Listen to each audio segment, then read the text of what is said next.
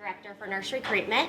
So we appreciate you being here today. We're going to go through a couple of different processes because we know that some of you work with central recruitment who does things just a little bit differently than nursery recruitment. So Tanisha is going to start us off kind of taking you through the initial steps and success factors, and then I'll pop back in to show you how to do interview feedback for those of you who will be doing that.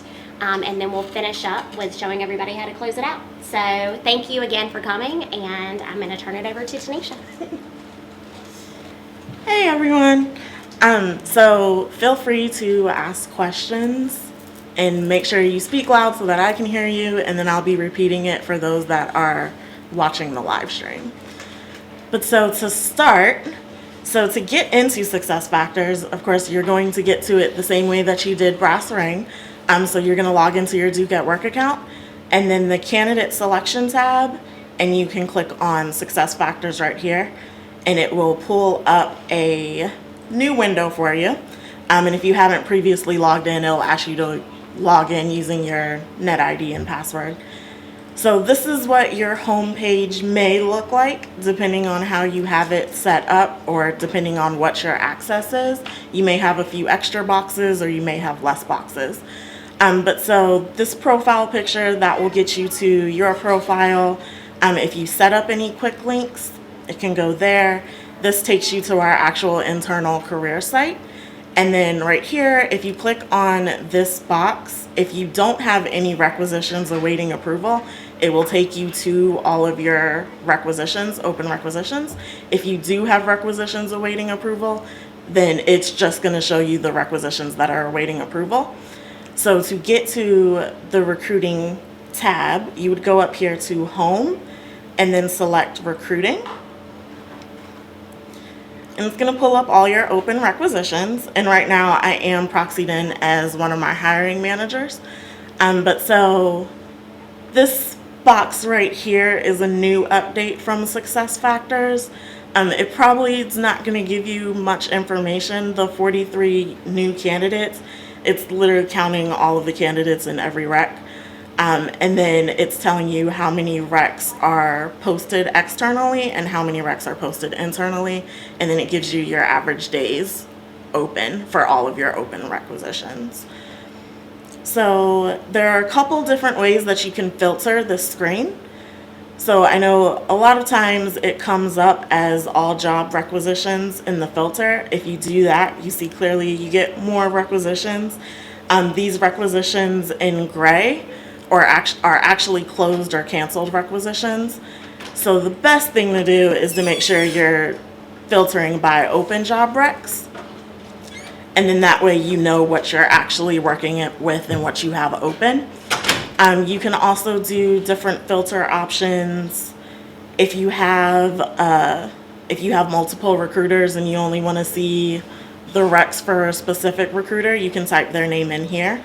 If you have multiple HR teams for any reason, or multiple HR people on your recs, you can also filter by the HR person.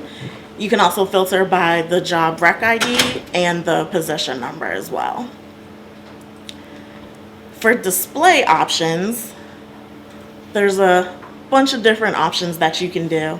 I typically have my position number listed there just in case if you don't know the rec ID but you know the SAP position number, it'll be clear to know which rec is associated with which position number. Like I said, you can do recruiter, HR, your onboarding coordinators or recruiting coordinators depending on your process. You can also do job postings, and as you see, I'm going to update the screen there. You can see the position number shows up here, and then if you scroll over, this column right here lets you know what jobs are posted and which jobs are not posted. So if it's not posted, it will literally say not posted. If it is posted, you'll see either an I and an E or an IE, and that just represents whether it's posted internal or external. And if you hover over it, it will give you more information to let you know which one it is posted. Yes? Where did you get to the window to go through your display options? So I clicked on, the way that I got to the display options was right here in this middle of the screen, I clicked on the display options and it pulled up this box right here. Yep. And then another little trick, I know sometimes if you have multiple openings, you may notice that some of your requisitions disappear, and it's probably because this items per page box right here, you have it set to the lowest number, and so there are multiple pages. Sometimes you miss this over here because it's kind of hidden. But so just make sure that if you have more than 10 positions, your next option would be 25, and you can just select the appropriate number there so that you can see all of your open positions on one page. So to view candidates, there are a couple different ways that you can review candidates. One way is by hovering over the job title and then selecting candidate summary. The easiest way is to click on the number of candidates. So I'm going to click there. And so this bar right here is giving you a snapshot of where your candidates are in the process. So you will only see candidates that are forwarded to department and above. If you have applicants that have said they have applied and you are looking for them and you don't see them in your pool, just reach out to your recruiter so we can check to see that they have applied, because you will not see anyone until they've actually been forwarded over to the department and they hit this bucket right here. Each of these buckets, if you have a little drop down, it gives you a little bit more information about where they actually are in that process. So just make sure if you see there's a 1 here and you want to know where they actually are, you can click on the little drop down and there would be a 1 in whichever status that person's actually in. Yes? When someone applies to a specific position, does it automatically get put into that position, or do you need to then take another step to make sure they show up in that folder? Yes, so when someone applies, it does not automatically put them in your view. So the recruiter would still have to review their application and make sure they meet minimum qualifications. And then we have to actually forward them over. And then that's when you get the nice email saying you have an applicant for a review. And then you would actually be able to see them in your pool at that time. So you like it when I send you an email giving you a heads up that this person has applied? Yes, I love that. Keep doing that, Greg. But so we're going to start. I'm going to click on I applied to this position so that I could do this test. But so I'm going to click on my name to view my application. So that's how you would view a applicant once they're in your pool. So it's going to pull up their application. So you see you get a little bit of information. There's some questions about, when they're available to start, what their expected salary is. And then also you get a little snapshot of where they've worked previously, their education, if they had any professional licenses, certifications, you see that there as well. Over here just gives you more contact information. And then this is also the application status audit trail. So you can see where you've actually moved this person in the audit trail. So if you see I started as a new application and then I reviewed myself and I forwarded over to the department. So to view resumes, you can either click on the resume tab under here and it pulls up another box and you can review the resume, or you can click over here to review the resume and it'll pull it up in the same status.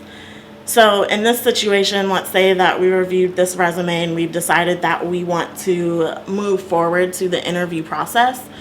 So I am going to update the candidate status by selecting this drop down in the middle.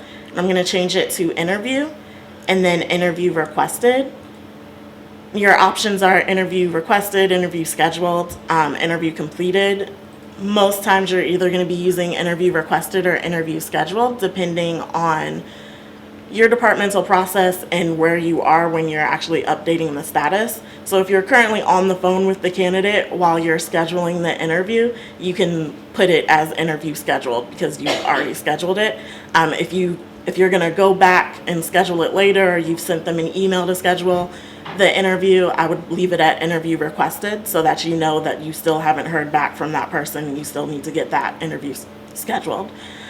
So when you are updating candidate statuses, make sure you always hit the save button.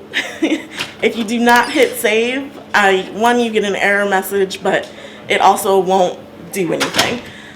So going back to, if you notice, once I hit saved, it moved me into the interview bucket and it went to the next person.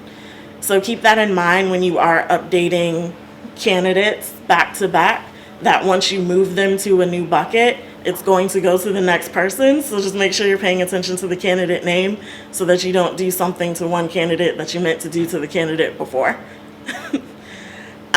While we're on this candidate, I will also point out this non-applicant message that you see right here. This message just means if this was and it was originally a for hire only position, the recruiter has forwarded the person into the requisition and they did not directly apply, that is okay. You can still move the person through the process. So I'm not going to save this one because this is a real applicant.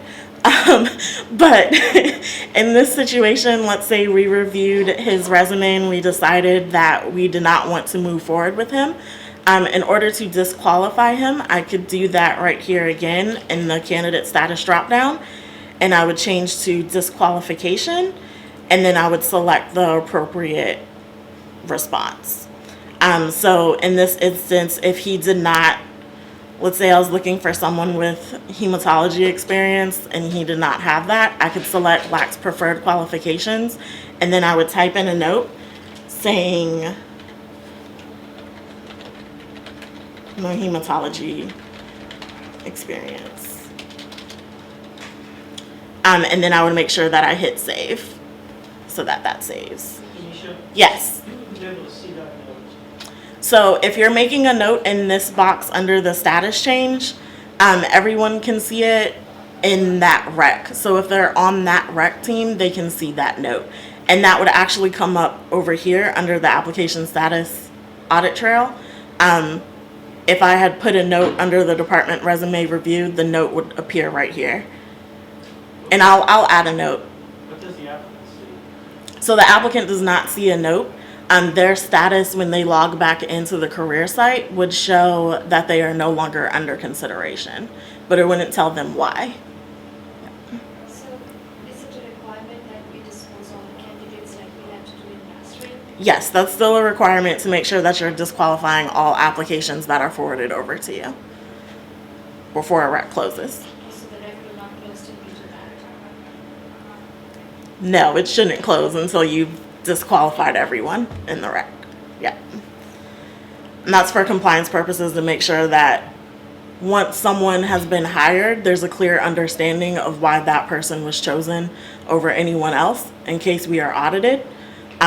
They don't have to come back to you if you're making appropriate disposition statuses and making your notes appropriate, then they don't have to come back to you to question why did you hire this person instead of this person. Yeah. Tanisha, do you have like examples of what are appropriate notes? Because we often wonder about that and have discussions for a long time. But then on a positive, I had a folder that had a lot of applicants, and with the new system, I was able to do batches of disqualifications, and that was really a great time saver compared to the old classroom. So I can show you how to do batch disqualifications.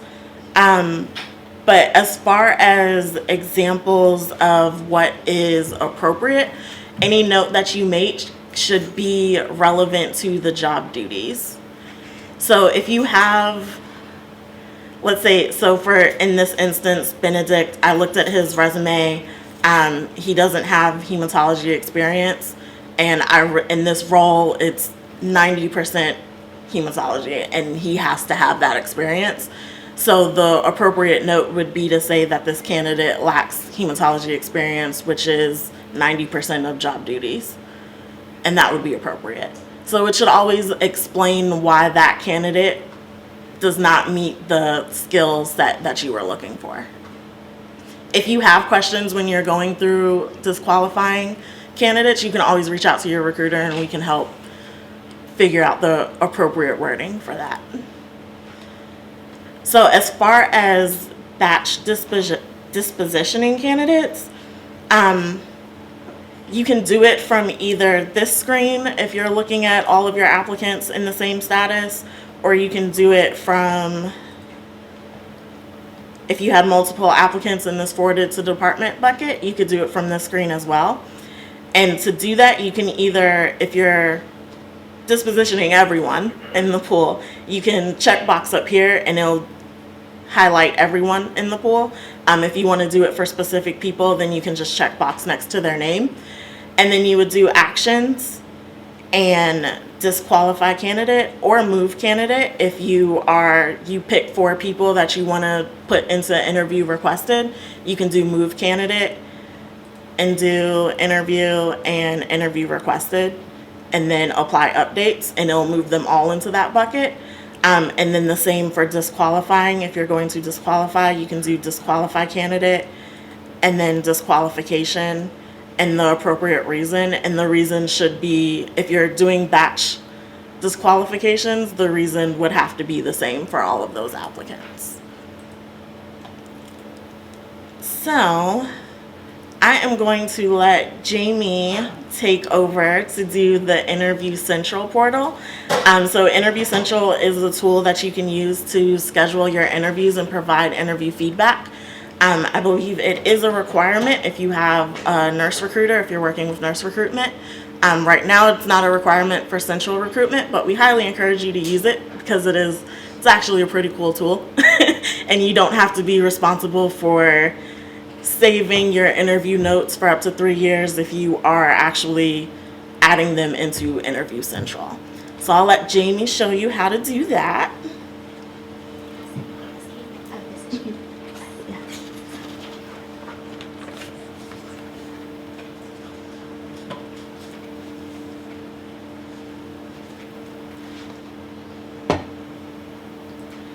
One thing.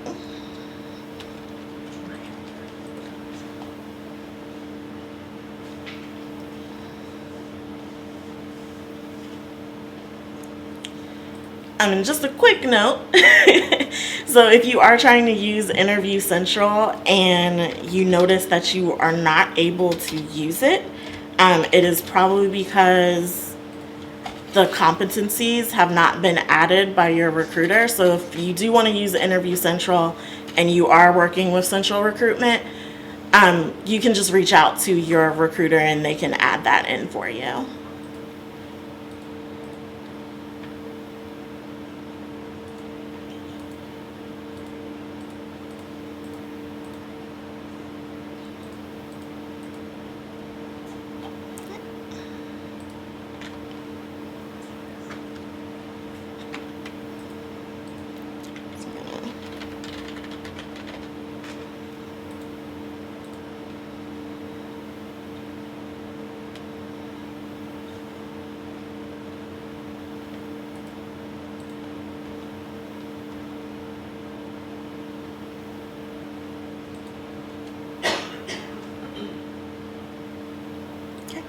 There you go, Jamie.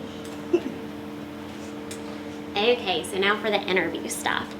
So, okay, you already did interview requested. So what will happen is whenever you guys request, you've reviewed the resume, you then request an interview to be scheduled. So what will happen is each morning our HR specialists run a report and they look to see who they have requested to schedule for an interview. So one of the things that we ask for, if at all possible, if there are specific times that you have that you're available to interview, if you could put it in the comment section whenever you go in and request the interview to be scheduled, because then that kind of saves us a little bit of time from having to coordinate with calendars. So if you say, hey, I'm available on Tuesdays from 2 to 4 or Thursdays from 9 to 11, then when we're talking with the candidates, it's a little quicker to schedule because we have already a set time frame that works for you. So if you have that, great. If not, for nursery recruitment, typically we've asked that you share your calendar so that we're able to schedule accordingly. So as of right now, we will continue to schedule via the Duke Nursery Recruitment shared calendar. And I'm looking at y'all because I know that y'all know the supplies here. So we'll continue to also send you the Outlook invite, but we will also be scheduling it in the system of success factors. So what we would do is we would go in and we would go to set up interviewers. So for purposes of today, I am going to be the interviewer. So do this. So we're going to say that I interviewed, we'll go with this morning at 9 o'clock.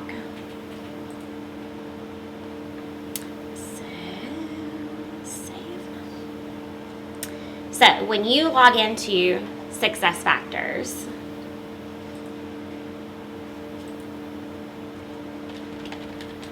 and you'll be able to see we've done a couple of these, so there are going to be a couple sitting in there, but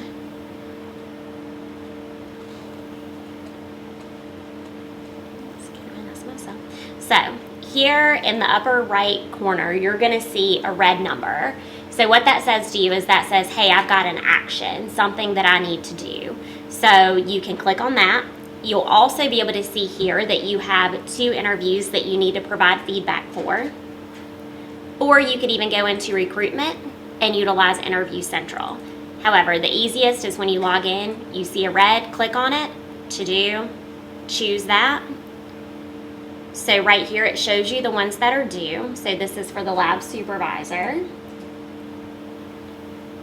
So once you do that, it automatically brings you up to the screen where you will rate them. So basically, the interview guide that most of you have already, you can still use that interview guide. If you want, at the end, you can actually attach and upload those, but you have to actually go in and do the ratings here. So we're just gonna, I don't think you have it too in integrity, so we'll make sure we do that. So again, you'll go through, you'll rate accordingly, and then the kicker is you get to the bottom, the overall rating. Do we want to do a thumbs up? We're ready to hire. Do we want to do a thumbs down? Do we want to add comments? So I think Tanisha's a great candidate. I want to extend her an offer, so I'm going to do a thumbs up offer. So then I'm done. That is then going to come back to the recruitment team. So that will come to your recruiter. So just how when you logged in and you see a number 1, your recruiter is going to log in. They're going to see a red alert as well. So that red alert is going to say to them, hey, you have an action item. So when they choose that, they're going to see that there is an offer requested. So Jen, where do we communicate like the date we want to offer? So, Are you going to get to that? so the date you want to offer, meaning like the offer information, offer details, Or when I want to hire them? Maybe I don't, the start date. start date. So Where you do I can, communicate that? you could go into the comment section at the bottom and add comments. The little, did you see little 2 boxes? Yeah. You can click on that and add the comments and say, I would like to offer rotating shifts, 7 to 7. Okay, so that's what, so we put all that information in Yes, that box. yes. Okay, Prefer so- them to start on XYZ date, etc. And now that stuff is listed in the job information as well. So when we go in, we do enter that in the job information. But yes, it is good to have that there in the comments too. So I'm sorry I did skip that. But right there beside the little thumbs up, thumbs down. Okay, so then once we get that back, hold on. I'm the hiring manager, right? Are you the hiring manager?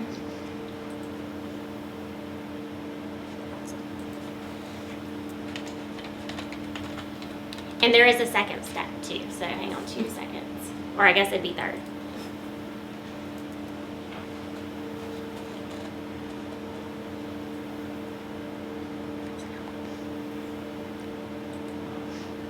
There are lots in here. Now. This one? Okay.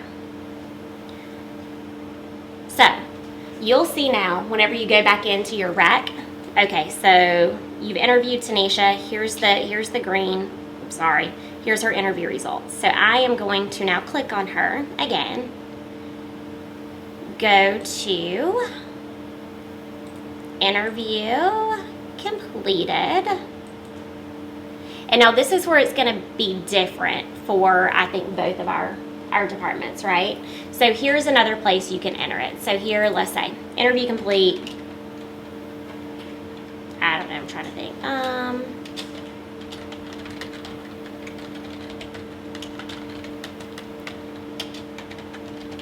So you can do that, notes uploaded. You always want to hit save. So that is probably something that's a little different. You always want to hit save. If you don't hit save, it's going to kind of push you back. So interview completed. So then you'll want to go in. And then what we're going to do is once we get the offer, sorry. Yes, I can. So we have to have the hiring manager feedback before we can extend an offer. So in Brass Ring, you could just say, hey, we want to offer, we're good to go. I'm going to save the files in my drawer, what have you. In SuccessFactors, if we do not choose hiring manager feedback documented, it will not let you extend an offer. So you have to do that. Now the hiring manager feedback document, that could be your 2, 3, 4, that could be the uploaded forms, what have you. You do have to do the thumbs up, thumbs down though before it will let you move forward. So just know that if we go in and you say, hey, I'd like to extend an offer, what have you, but we don't have the hiring manager feedback, the system will not let us move forward with an offer. And again, you can add comments here at any time as well. So now we have interview documented. So now you go to offer and offer requested. Again, another opportunity for you to say offer rotating shifts, 6:30 A, 7 P.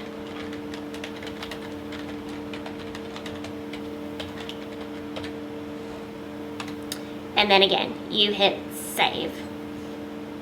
So from here, for Nursery Recruitment, if you do an offer requested, that's going to go to your recruiter. If you are going through Central Recruitment, then you guys will take the next step. Do the offer letter. Should we do that or not? Okay. So if you guys are going through Central, you're going to do the offer approval. So if you're going through Nursery Recruitment will do all of that. But if you go through Central Recruitment, then you'll work with your HR team. You'll come up with an offer. And then what you'll do is you'll go into the offer status. So when you log back in, the same little tile up top where you see all of the other things, you're going to see the offer. So if you go into recruiting, you go into job rec details, you go to that rec, you'll see one sitting in your offer status. So for this one, you can go to take action, hover over offer. Sorry, extended. I missed a part. I love being on screen and nobody can see that I messed up. I'm so sorry. So offer extended first. And then from there, again, save. Okay. This is the fun part. So it can get a little confusing here because you're like, offer approval, well, wait a minute. I've already talked to somebody, I've already gotten that approved, what have you. But offer approval is a step that you have to do because that's where you fill out all of the information. So that's where you're going to fill out the pay rate. That's where you're going to select the template. So let's just say biweekly. Then all this populates. So then from here, your offer letter signature, that's going to differ based upon, I guess, who the hiring manager is. You guys do the hiring manager for the offer letter signature. So now Nursery Treatment, again, that's a little different. That stays on our side. You'll go through and you'll select all of these areas. There are some asterisks that are required, so you'll know it will not let you move forward if you do not select them. So I'm just going to pick a few little, these are not going to be correct, just know. We're going to go in. We do ask that you use the calendar. Because if you do not use the calendar and you try to just enter the date, so like if you want to enter 10/14, don't just say 10/14/2019 because it's going to actually cause an error message. So we do ask that you always use the calendar to select all dates. So here's where, again, times are filled in, and all of this will populate into the offer letter. So that's why it is important to put these areas in. So even though you see the work start time and end time is not required, it's still good to put in because that is going to populate over into the offer letter whenever it comes time for offer letter. So if you don't enter it here, when you go to populate the offer letter, it's going to be blank.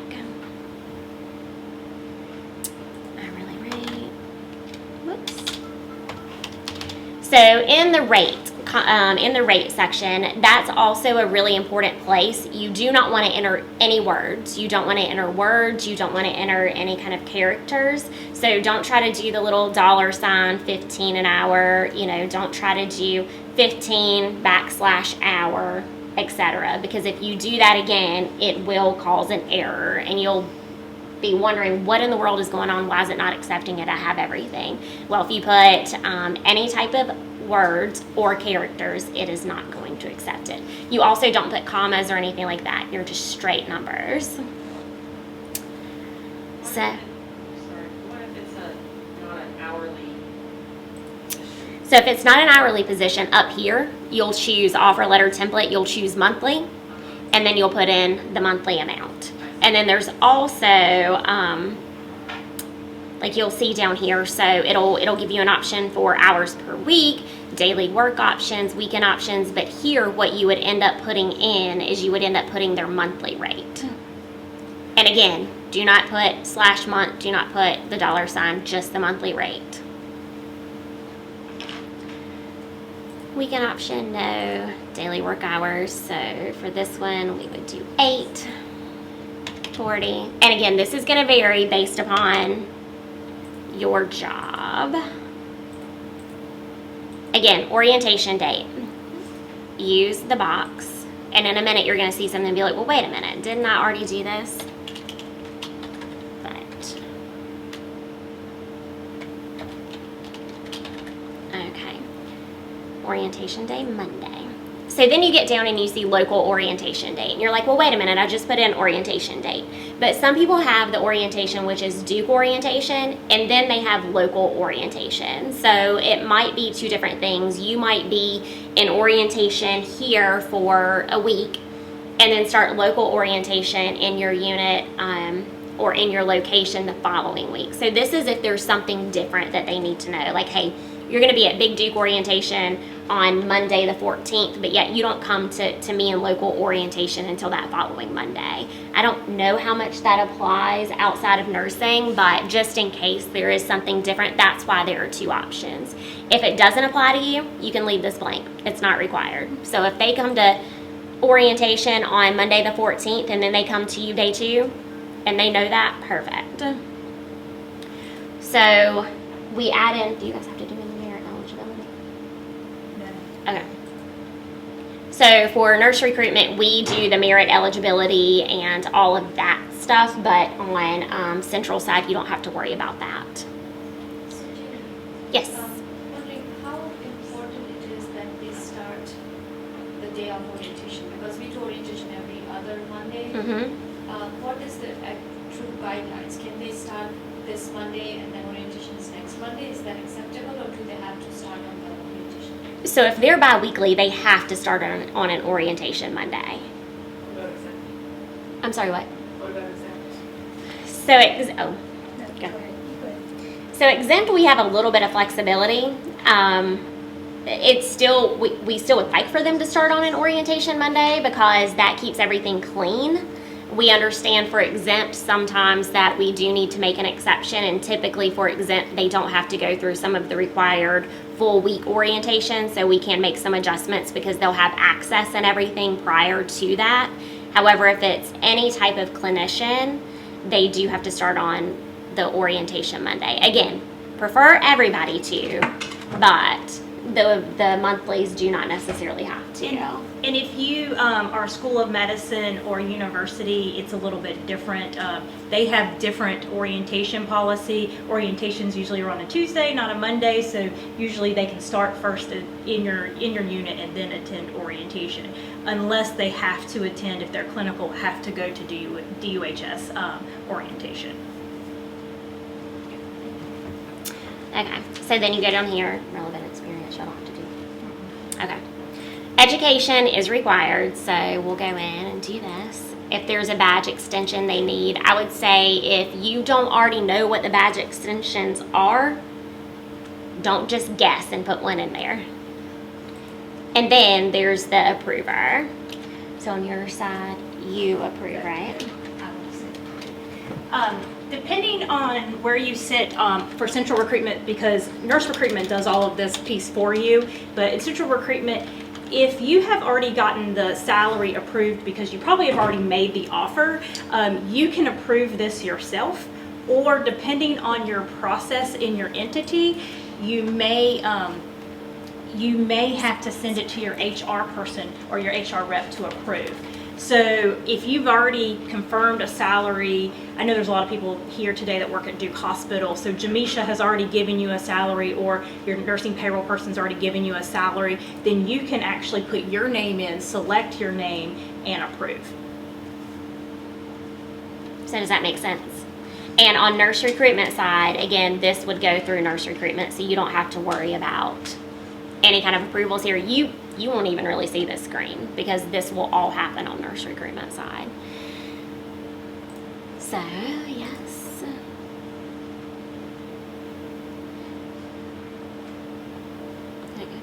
Oops.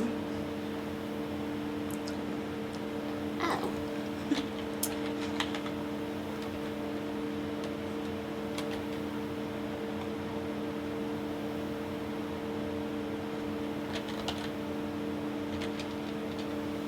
Okay. She not listed as in, huh?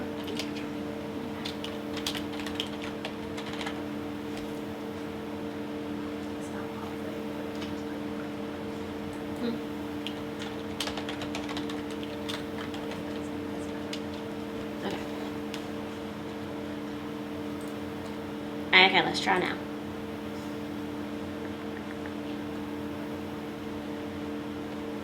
There we go.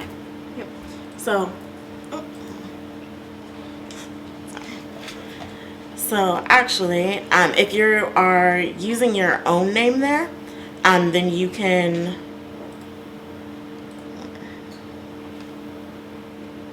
if you're using your own name and let's say you don't approve it right then and there, when you go to your home tab, you will have, like Jamie said, you'll have a little to do. Either you can do it here or right here. And so if you do that and then pending offer approvals, it'll bring you back to this page, and you can scroll down and then hit approve and yes. And so now that offer has been approved in the system and you can move forward in the process. And I don't know if y'all ever have anybody approve for you, but if they ever decline it, you'll get a decline option, and then there is a place in the bottom, I don't know if you saw the comments, but like you could put in like rate of pay over minimum, I don't know, something. But you can actually see it. So it'll be decline, there will be an X, and then it'll actually have a little comment there that you can click on to see why whomever rejected it, so you don't have to wonder. Okay. So the next most important step, so the offer approval form is one of the biggest steps that people often miss in the system, and then they can't do anything else. So just make sure if you have questions about the offer approval form and you are working with a central recruiter, feel free to reach out to your recruiter as well. But so the next most important step is for time to fill purposes, measurements. Please move, once your candidate has accepted the offer, please make sure you move your candidate to the offer accepted status and hit save. That way we can make sure we know how long it took from the time the position was open to the time that a candidate accepted an offer. Of course, if your candidate declined the offer, you would make sure you move them to offer declined, or if they did accept at some point and then you've had to rescind the offer, just make sure you're updating those statuses appropriately. And if you're with Nursery Recruitment and you're like, oh, I extended an offer while they were in my office, they accepted, they're ready, they want all the information, please do not put it in offer accepted here, because you've seen all the steps that you can go through. But if you go in and you like skip any of those steps, then it's gonna not go to the appropriate next person and or next step. So it is really important to make sure that you follow the appropriate progression, because unlike brass ring, it's not as easy to go back and fix once you've skipped a step. Yes. You would offer accepted before you send the offer letter, but after you fill the offer approval. Yes. Yes. You're okay then? Yep. So if they verbally accepted, you can move them to offer accepted. Yeah. So if you, on central recruitment side, not a nurse Is it recruitment. possible to get past all of that without going through those specific steps? The reason why I ask is because I've had questions from hiring managers and just HR reps who specifically state, you know, we sent the offer for approval, but then somehow they go past the process and they end up already like in the I-9 part or something like that. It will not. So, and the reason is if there's not an offer approved or an offer approval, you can't start a background check. So you can't go to the pre-employment checks at all. Well, you can move them to pre-employment checks, but you cannot initiate a background without the offer approval form. And it has to be approved. Yep. If they are internal though, and you don't do the offer approval form, the system may move them forward, and then that's when you would get that error message. So if you're getting managers that have that question, 9 times out of 10 is because they did not do the offer approval form. So there's 3 steps within the offer. So it's Offer requested, offer extended, and then offer accepted, and the offer approval form is the most important part. and all 4 of them have to be done. Yes. Okay. Yeah. And I think that's what I was referring to, so that you get to the onboarding or whatnot, and then at that point, you can't do anything. Right. So typically you'll see if they get to the onboarding portion, it's usually because it's an internal applicant. And so the system is going to bypass the pre-employment because they don't need a background check. And most of the times they don't have to do another EOHW visit. So the system may move them forward without the offer approval.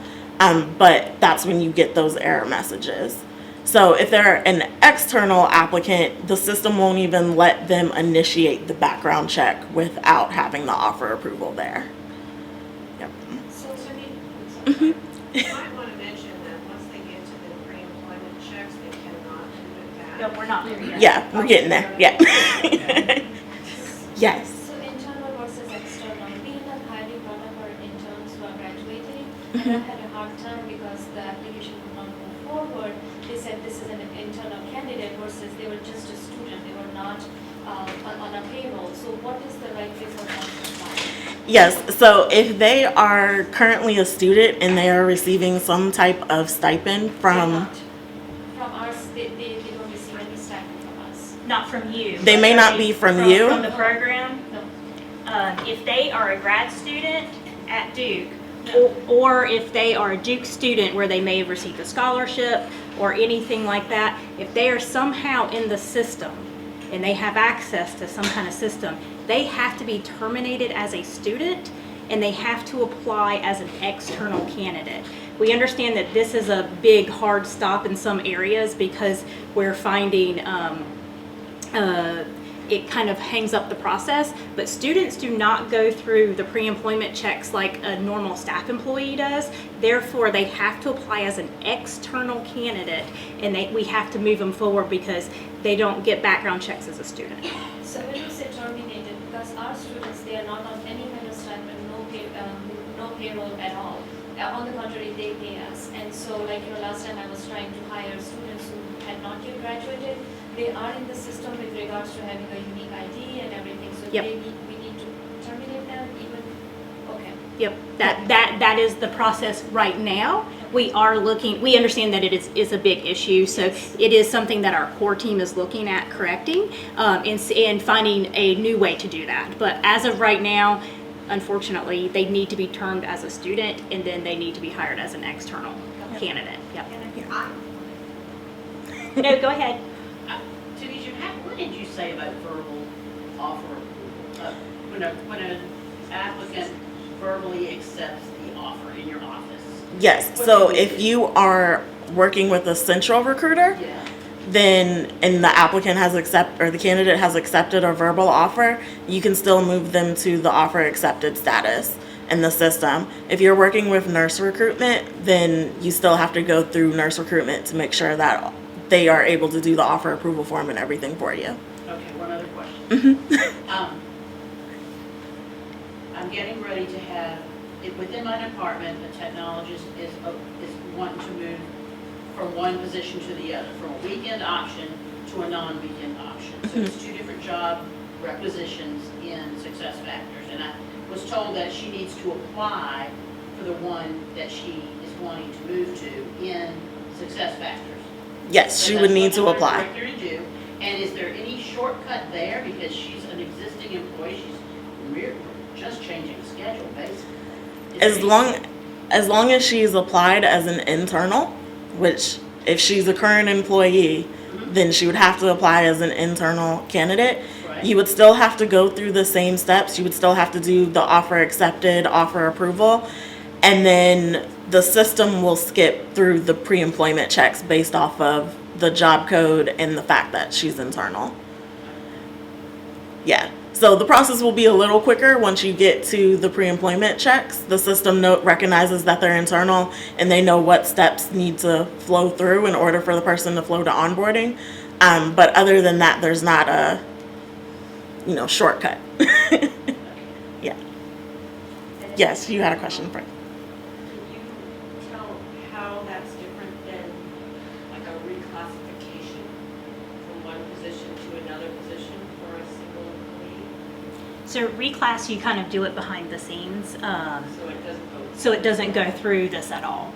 So if I have a person that I'm reclassing into a different job code within my department, you would do that all behind the scenes through R&R and through compensation, and it goes through their shop, and you do some I-form information on the back end, and nowhere does it ever come back through SuccessFactors. And so we're also looking at reorg. Sometimes we get reorgs of this whole department is going from School of Medicine, now it's going to be a DUHS department. That is also done on the back end too, where we're not going to make those people come and apply for their jobs, just to move them from one department to another. Because we've also had some graduate students who have then become postdocs. Mm-hmm. And what you were saying before is they would need to be terminated. Yep. But that's not how it happened. Postdocs are a little bit different. You work School of Medicine? Yes. Okay, so now all postdoc positions are coming through SuccessFactors for School of Medicine, where they weren't before. We just moved them over. Must have been on the cusp. Yeah, just say we weren't doing that before, but now that they are, all of Job Family 27 positions are now in SuccessFactors, they would have to be termed out of their grad student position. There was a lot of confusion. with Yeah, that change. yeah.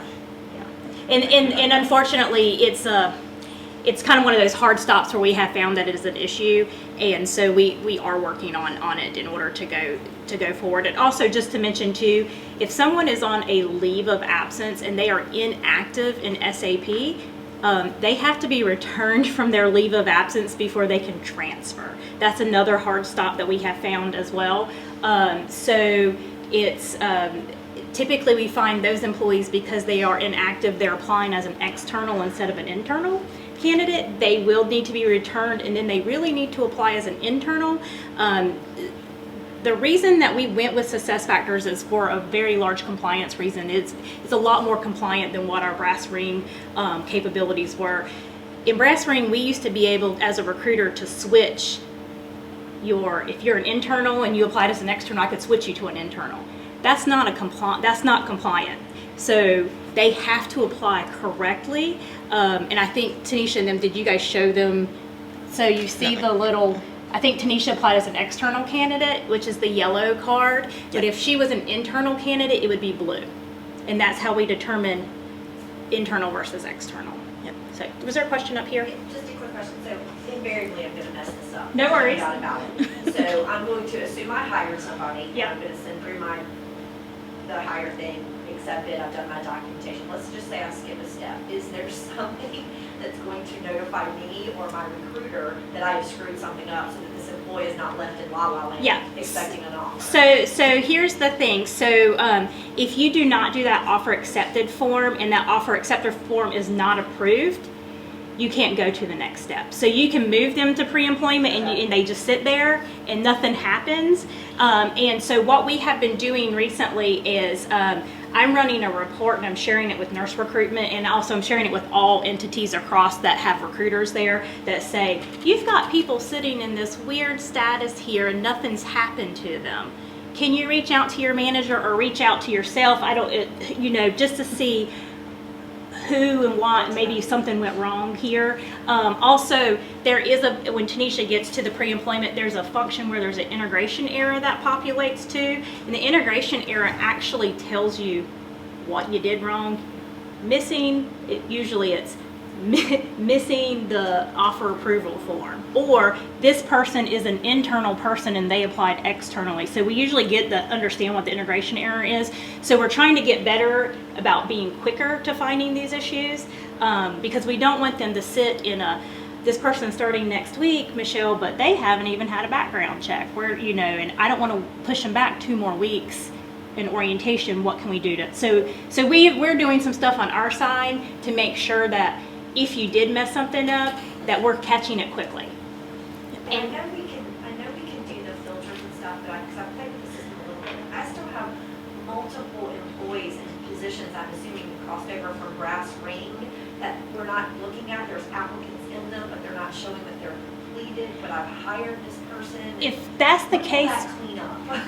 make So- sure, yeah, just say, show Yeah. them. So,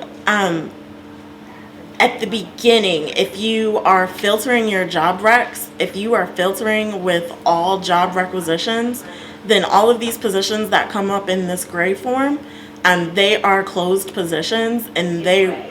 right. So they actually will not go away.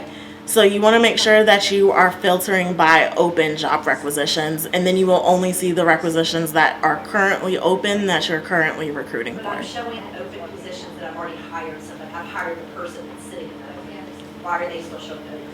If you have your progress bar set up and you are talking about you have someone in the progress bars all the way to the end and someone has actually been hired, the system actually does not close the position out until the person's start date. Thank you. Yeah. So if you're noticing that someone is So still, just pay attention to the green bar. yeah. So if your green bar is, like, for example, this person right here, their green bar isn't all the way to the end, but if I click on their green bar, I see that they are currently in onboarding. If the green bar was all the way to the end, it would say 1 hired right there, and the system will close out the rec once that person's start date has passed. Yep. Yep. Thank you. Yes. What about counter offers? So I have had some issues with, I send the offer out, click all the right buttons, but they counter as if it's, we've had to change that information. Yep. Then they get stuck. I would not do your offer approval until you have a verbal confirmation on your offer. And I just say that the offer approval form is there for a reason. If you are going back and forth with your HR team to do some countering, I would verbally do all of that, even with my applicant. And then once you have I verbally accept, then I would then do your offer approval. It can be changed, but you probably have found some issues there, and yeah, so I would probably just do it all verbally, and then once you have a confirmed yes, I'm going to accept that offer, then fill out the offer approval form. Yep. Yep. Anybody else? Okay. So I'm going to go back in. And so the next step would be to move the candidate to the pre-employment process. So to do that, I'll do the same way that you've been updating other statuses. You will go to pre-employment checks and awaiting background check. If they are external, would be your option there. If they're internal, it'll probably say HS requested for health screen requested. Just leave them, whatever box pops up first, leave them there and hit save.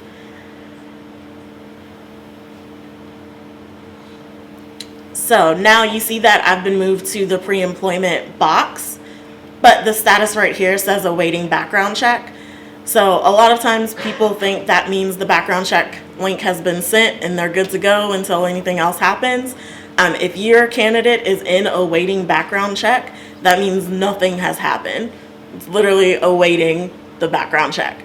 So you have to come over here and do take action and initiate background check. Nothing happens with the background check process until you've actually initiated the background check.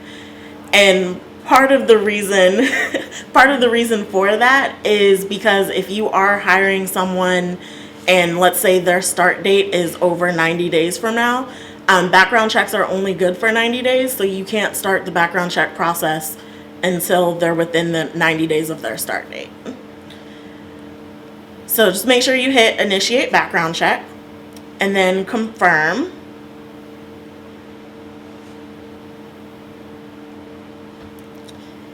And the system will send the link out to your candidate. And so the link hasn't been sent until you see this status right here in the green box. And then you can choose to notify the candidate through email. Hopefully you've already been in contact with the candidate to let them know that they're going to be receiving a background check. But if you wanted to send them a notification through email, you can click notify candidate and it will pull up this template. And then I know this looks a little overwhelming. The background template is somewhere near the middle.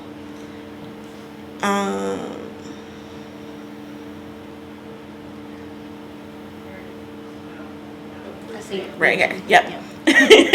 Thanks, guys. So you would click that and it pulls up this template right here. And the fields highlighted in yellow will actually populate from the job requisition when you actually send the email. So I'm going to do next. You see it change the name and put the correct requisition there. And I'll do I'm done. And the candidate will receive the email letting them know that to expect an email from Infomart, our background check vendor. And then they'll also receive the email from Infomart with the link in order to complete the form. And another way to verify that your link has actually been sent, the candidate status should update to background check submitted at that point. So if you think that you did initiate background check and your candidate's still in awaiting background check, then yeah, reach out to your recruiter. Yes. The offer letter is not required in the applicant tracking system. And the reason is, and I say that Nurse Recruitment is requiring theirs to offer and accept. Best practice is that you are sending the offer letter out through the system, and the reason is it's capturing it in the system and it's capturing them accepting it in the system. But we do have some entities across the organization that say, I'm still going to send a hard letter out from our department. We're not going to use the applicant tracking system. Best practice is that you are using the applicant tracking system. And so Joint Commission's requirement is to have the offer letter in the files. Do we still need to do that, or if we do through the system, can the system show them? The system can show that if it is if you did it through the system. Yes. It will be in that audit trail that Tanisha showed you earlier, and you can probably scroll down and see some of the audit trail. The audit trail's gotten a lot larger, but you'll see it through here in the audit trail, and you can actually click on the offer letter and see the offer letter that you sent. And then there will be an audit trail back that they accepted the offer there as well. And usually that audit trail comes up under the correspondence box. And I think that's it's just a note too. So as if you sorry, if you go through Nursery Treatment and you go in and you're like, well, wait a minute, this person's been sitting in offer accepted for 3 or 4 days. Why have they not yet gone to background, since we just talked about that? Well, so in Nursery Treatment, we do a verbal offer, and then once they accept the verbal offer, we change the status to accepted. Then we send out the offer letter, and we wait until they actually click accept offer letter before we then move them to pre-employment. So that is a step that's required that's a little different from Central. So if you go in and you're like, well, wait a minute, this has been accepted for 3 or 4 days, why have they not moved forward? Well, it's because they have not yet checked on accept on their offer letter. So you can actually scroll down, and if they have been sent an offer letter in the system, it'll be right there, and you can actually even click on it and see exactly what was sent. And then down below it says status, and it will either say offer accepted, not yet viewed, or I think it's offer declined. So that's how all that works. So just so you know, you can see at any given time what their status is, and you can log in and see all of this information. So if you do want to send the offer letter through the system, you can do that by doing take action, and actually, well, so you would actually do it by doing take action, and the offer option would still be here if they're still in that offer status, and then you would do offer letter. And it would pull up a list of different offer letter templates that you can use, or you can copy and paste your own offer letter in there. And if there's an offer letter template that you utilize that's not in there, contact your recruiter about having your offer letter placed in there. So there is an offer letter for Duke Hospital. There is an offer letter for probably most of all of DUHS entities. There are several School of Medicine offer letters. There are several RACI offer letters, and there's several university offer letters in there. We probably have a collaborative template of about 100 to 120 offer letters that are in there. But we will definitely add yours if that is something that you need there. So if it's something that you use a little bit differently than someone else, we'll be glad to put your offer letter in there. Yes, ma'am. So we tried to send some offer letters through the system. And we were able to copy and paste the department's form letter in there. But then once we got to The preview. It was the offer letter that we had not selected, and we weren't able to use the system to send it. I would say next time that happens, reach out to your recruiter and see if they can help you select or help you through that function, because you should be able to go in and just swipe it and then paste your offer letter there is what we have experience with. So if you're not being able to do that, make sure you reach out to your recruiter so we can troubleshoot that for you. Okay. So your candidate is now in the background check process. So like I said, background check submitted actually means that the link has been sent to your candidate. Background check in progress means that your candidate has actually clicked on the link and submitted the form. So if you notice that your candidate has been in background check submitted for a while, it's because they have not clicked the link and completed the form. So I would suggest reaching out to your candidate and asking them to complete that as soon as possible.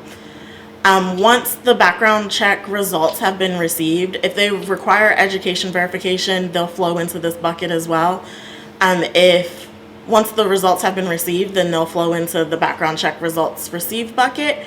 Once the background check center has had an opportunity to review their profile and clear or fail them, they would move into the background check completed box. Once they're in background check completed, then the system will actually move them through the Duke Unique ID process. So if they are an external candidate and they are going to a health screen, once you have received the email with their Duke Unique ID and they have been moved to this health screen requested bucket, and the system will move them into that bucket automatically based on the job code.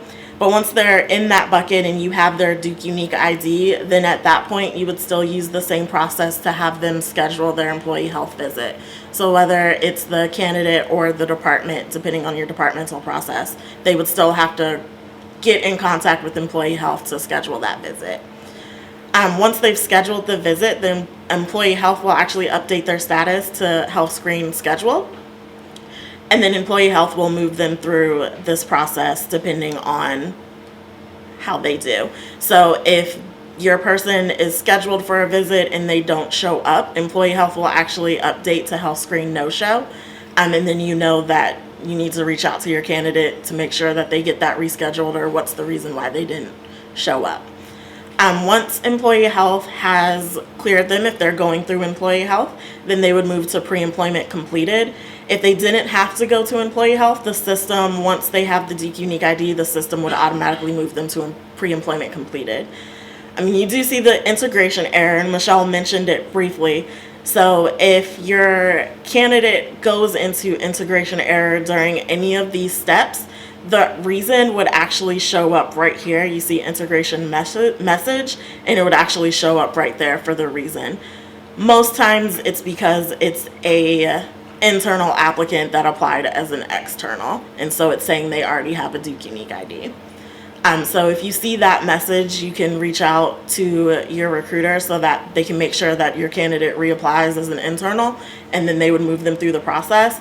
That's why we stress to make sure that if there is an internal candidate, that they are applying the correct way, because if you get all the way to the end of this process, you have to go back through the offer requested, extended, the offer approval, and all of that to get them back with their correct application. So since we're in the live system, I can't actually move myself there, but once the pre-employment has been completed, you'll actually receive an email that says pre-employment completed and your person is ready for onboarding. Yes. Yes. Yes, thank you for reminding me. Yeah, so once you have your person in pre-employment checks, leave them there. Do not move them backwards. Don't touch them. The system will move them through the process. If you move your person backwards or you try to move them forward at all, the system will break, and 9 times out of 10 you have to start all over. So just once you get them in pre-employment, just leave them. If you have a question about they've been in a status for a while and you're not sure why, just reach out to your recruiter and we can figure out what's going on. But yeah, once they're in pre-employment checks, let the system do what it needs to do and don't touch it. So who receives the email other than the manager? Like when the background check is completed and I always receive the email that this is the Duke Unique ID. Am I the only one who will receive it? If I assign other people, other managers, they are not getting it. No. Right, so the only person that receives the email communications is whoever's listed in the first box for the hiring manager. Can you So, yep. also the HR rep and onboarding coordinator? Okay. Yep. So if you look right here, this first box, so Siobhan would receive the email in this situation. The HR representative here, so Kim would receive it. Leanna, Rita, and Yuri would not receive the email communication. And then the onboarding coordinator in the first box would receive it. So the email communications are only sent to the people that are in the first box. And we have the Yep. ability to change it. Can I change it? Your recruiter can change that for you in the first box, but if you need to add people to your requisitions, so let's just say you have a whole interview team that needs to review the resumes as well, you can add if you are the first person in that box as the hiring manager, you can add people to that team. Yep. And your HR person, whoever that is, can also add people to the HR team, or they can add people to the hiring manager team as well. Yep. There was a question up here. Yes. Tanisha, would you go to the drop down in the pre-employment screening status? Yes. Right here? Okay, so there are all those steps listed. Yes. The progression of the candidate is indicated by the number 1 beside whatever step they're in? Right. Okay. Yep. So as you see, this first box, it's just going to say 1 for pre-employment checks. And then, of course, if you want to see, you can see the status right here as well. It'll say background check submitted. But you can also click on the little drop down, and wherever there's a 1, that's where your candidate is in the process. Yep. Okay. So, in the real system, once the pre-employment process has been completed, you would get the email saying that the pre-employment process is completed and your candidate is ready for onboarding. At that point, you would come in and you would click on your candidate again and you would update their status to onboarding. And as you see, I don't have that option because I haven't completed the pre-employment. But it would be under pre-employment checks. You would move them to onboarding and hit save. And then just like the background check, that's not the last step. So in order to make sure that your candidate actually flows to onboarding, you would still have to do take action. And then this would say initiate onboarding. And you would click that and then you should get a pop-up saying that your candidate has been moved to the onboarding step. Yes. I'm just a little confused because you said when they're in the pre-employment, don't touch them. Until they get to pre-employment completed. Oh, okay. Yeah. And then you have to. Yeah, and then you have to move them into the next bucket. Yeah. Yes. When moving them from, like, say, offer to pre-employment, from pre-employment to onboarding, you have to click take action after you move them within the pipeline? Yeah, so moving from pre-employment to onboarding, you would update them to onboarding as their status, save, and then take action, initiate onboarding. But if I'm just within, say, offer and I'm doing the different steps, I don't have to take action. I can just click and move Right. and save. Right. Until the most important steps are usually in the take action bucket. So the offer approval form, you have to do that step, and that's done through take action, offer approval. In order to start a background check, it's done through take action, initiate background check. And in order to move them to onboarding, take action, onboarding. Yeah. It's a couple of extra steps, but it's to make sure that we're compliant and we're keeping a correct audit trail to know where the person is in the process each time. Yes. So along with that question, I'm trying to get, like, who is responsible for which thing? Like, I'm not really an administrator at all. I just happen to be, like, I'll be the supervisor. So it's my posting. And then our department has an HR manager, but then we work with someone in central recruiting. I don't even know who that person's name is. Anyway, like, in my situation, which person is responsible for going in and doing all these pushes? Talk to your HR manager. Depending in your department is however your departmental process is. Sometimes your HR manager may be the person that's moving people forward. You work in School of Medicine. Yeah. And who is your HR manager? Kelly Macklin. Okay, so Kelly is probably the person that's responsible for moving people forward through the system. So she may be doing all these clicks for you, but just have that conversation with Kelly just to determine who it is. The reason that it's built this way is because Duke has a million different processes, and we wanted to accommodate everybody's departmental process. So where Duke Nursing has their own process, Duke Hospital has their kind of own process of who gives them a salary quote and who moves things forward. School of Medicine has their own process, and School of Medicine has their own process per department because we also use the hub in School of Medicine, and then university departments have their own process as well. So I would just say have that conversation with Kelly to say who is doing all of this and what is my responsibilities as the hiring manager.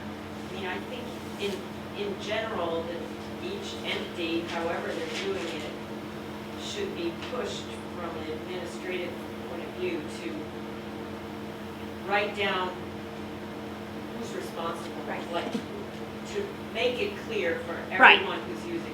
And part of our go live process through HR was to show some maps of this is how some people's processes work. Make sure you're mapping it through your department as an HR representative so people are clear. And so I know that the health system is doing that work per entity, but it may be worth talking to your HR person to say, can we get a map of who does what? But I'm just saying if the university or the medical center say, look, people need to know this, you really should have something in writing that you can give to everybody.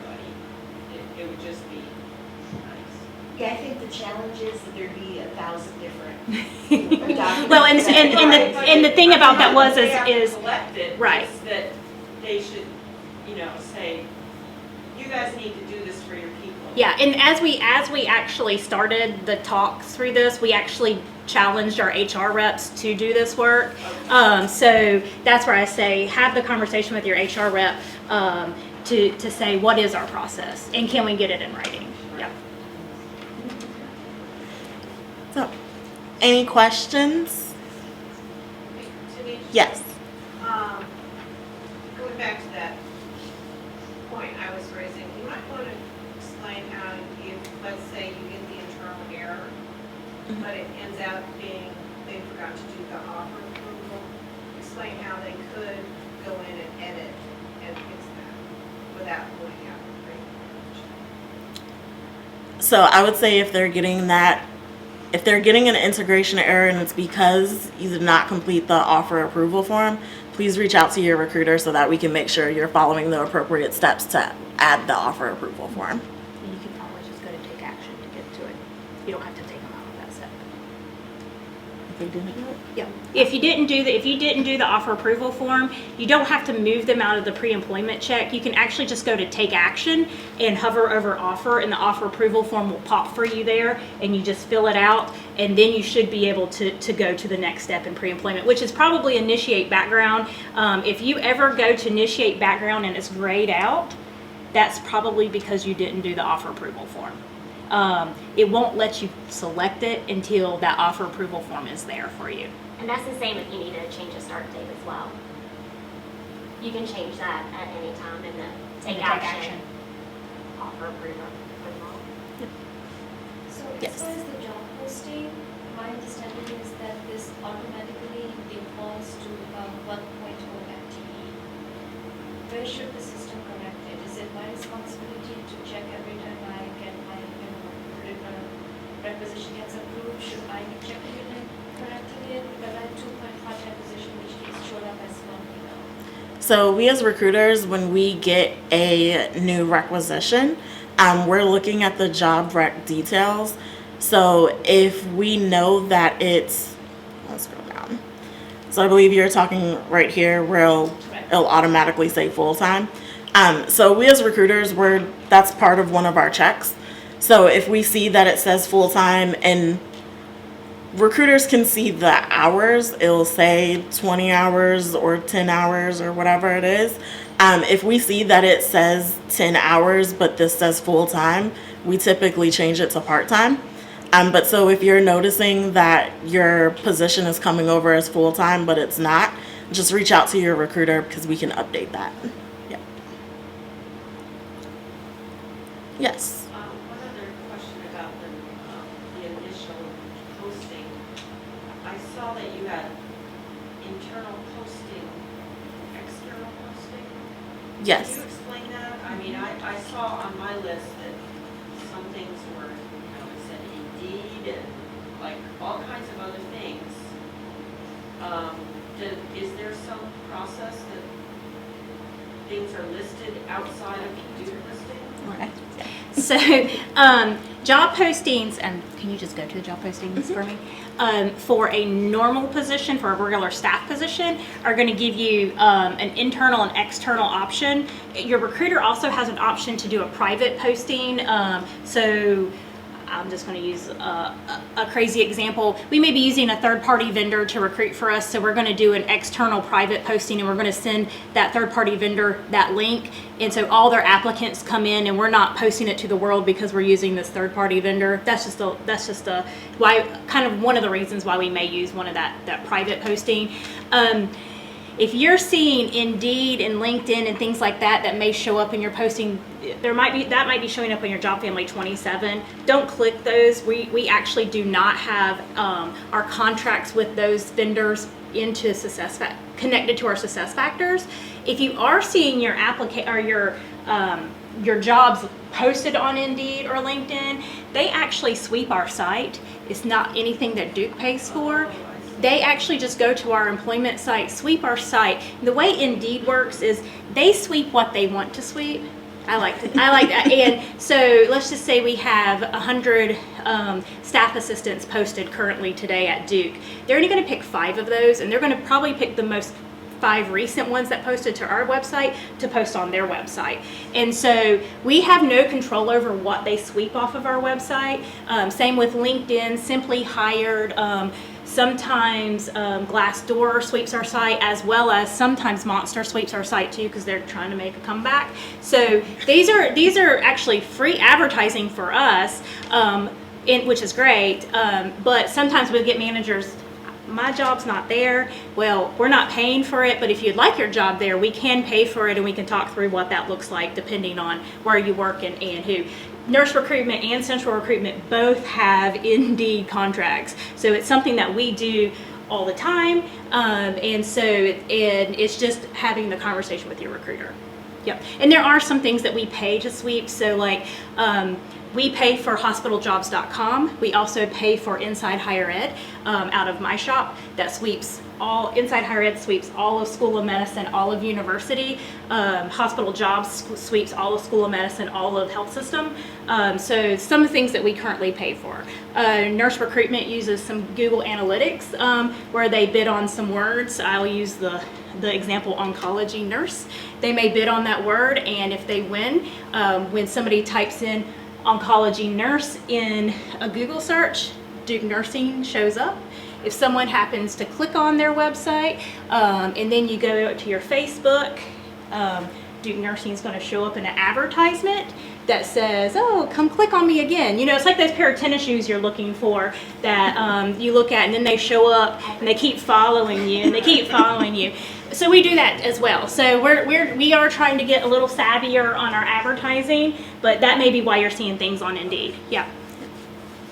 And as far as unposting the position, so when once we make the offer and we are waiting for the candidate to go through everything, we still have positions. It looks like they're being posted, and I get requests from other candidates that I'm applying. I see the position. So at what point should Call your recruiter. So, and the reason I say that is because your recruiter may not, they can see that progress bar, but unless they're hovering over it, they may not know that they have someone in offer. So as soon as you've offered and somebody has accepted, call your recruiter or email them and tell them, can you please unpost this job? You see where these postings are? It's literally a click of a button. And let's just say we posted your job for 7 days. You have an entry-level job where we're going to get lots of candidates. In our posting requirement here at Duke, our policy says we have to post for 7 days. We can unpost it after 7 days, see what you get, and if you say, Michelle, I need more, we're going to repost it for you. Not a big deal. So also, the way you see there's 2 postings here, internal, we can post it just internally to Duke. So if you say, hey, I know somebody at Duke has this skill set, and I'm only interested with people that have Duke experience, so I'm only going to post it to internal employees, that is A-OK as well. So. And there are many times on the Nursery Recruitment side where we do enter a posting end date from the beginning. And the reason that we do that is so that it's kind of a reminder to us to, hey, if we've not filled it by X date, we want to go back in and we want to refresh it, so that it then goes back to the top of the job boards. So the reason I'm mentioning that is because we get a lot of phone calls and emails from the hiring managers who say, oh, I just got this email that said my job's about to expire. All that means is that we got it as well. Whomever your recruiter is also getting that alert, and it's our reminder of, hey, we need to go back in and refresh this if it's still open. So it does not mean your job's coming down. It does not mean it's got to go back through approvals, because that's what people tend to think, and I completely understand why. However, that is not the case. It does not mean, hey, you've got to send it through approval again. It just means it's a reminder for the recruitment team to go in and refresh it if it's still open. Yes. So for my next interview, I have a committee of 5 with the interview committee. If I chose to use the interview tool, providing feedback and rating, is there a way to automate that where they can put their ratings in the system, or do I need to aggregate that? No, so if you go into that interview where you schedule the interview at, so I'll ask Tanisha just to look at the candidate. You have to click there. And see right there the interview where it says set up interview. You can add all of your 5 people here, and they're going to get a notification, and then when the interview is over, they'll also get that reminder, you've got work to do to go in and rate these candidates. So I would highly recommend doing that. Also, will you hover here? You can attach Tanisha's resume, and also the job description automatically comes to them when you schedule in this system. So they're getting a copy of the job description and that person's resume in this function as well. Is there any issues with them not being familiar with success? Is it pretty easy? No, it's easy. Yeah, it's super easy. So literally all they'd have to do is log into Duke at Work and click on Success Factors. When they're in, they'll log in there, and once they get to their home page, they'll have that to do. They just click on the to do and rate their people. So super easy, especially for non-users that are not in it every day. But I would highly recommend. So I don't know how many of you guys have been through Guide to Managing at Duke, or if you've been there several years ago, but per OFCCP, who is one of our federal regulators, you must maintain interview notes for 3 years from date of hire. So you hired somebody today, they started today, you have to keep those interview notes for 3 years. And that is because one, if we're audited, they're going to want to know why you selected the person you did and how you selected the person you did. But two, also, there isn't ever any litigation against us for Duke because people may say they felt discriminated against. We have documentation of why we selected the candidate we did there. You can actually upload all of that into Success Factors, and it prevents you from having to hold on to something. I know some hiring managers, I'm a paperless person, I don't like a lot of paper, so I like to upload in and save them in my cloud, but if you don't want to do it and you want to put it in the ATS, it's okay to put them there as well. So. How do you do that? How do you upload them? So you got Interview Central.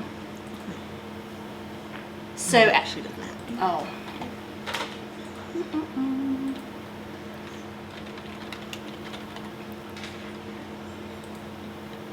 Click on the one that she hasn't rated yet.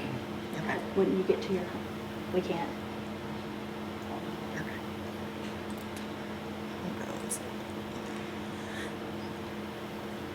Oh, it's okay. Okay, yep. So, yep, click on your name. So you'll see next to each of the ratings, there, we'll let you go back into it.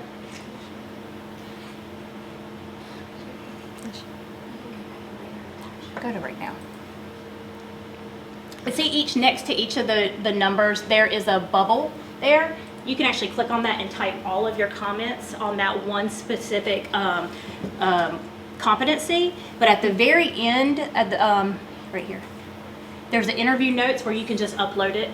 So if you just scan it over to yourself, save it on your computer, and then upload it right in there for you. So you can put everything that you wrote in there.